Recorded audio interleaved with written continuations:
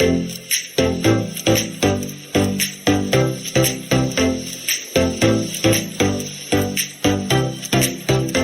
emprendimiento nuevo, como decís, de motos, desde la 110 hasta motores 700 centímetros cúbicos.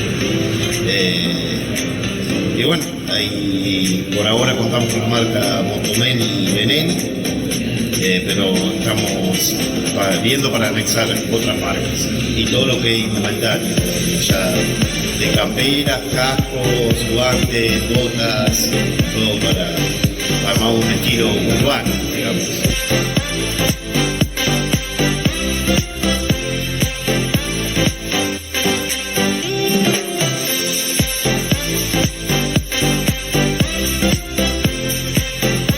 Más que todo es un sueño o ya una realidad. Y bueno, como tenemos agencia de auto, la misma empresa que nos provee auto nos dio para proveer motos, también para vender motos, nos dio las facilidades.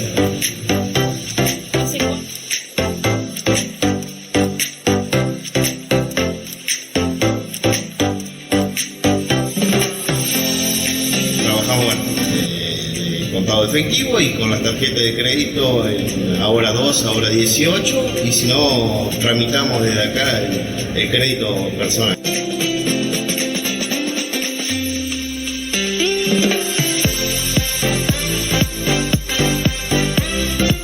En Instagram me pueden encontrar como motorbike.mts y nuestro teléfono es 3562-510146.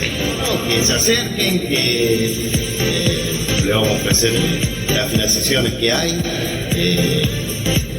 y que tenemos, bueno, indumentarias, cascos, que se acerquen a preguntar que vamos a tratar de buscarle el negocio que más les favorezca.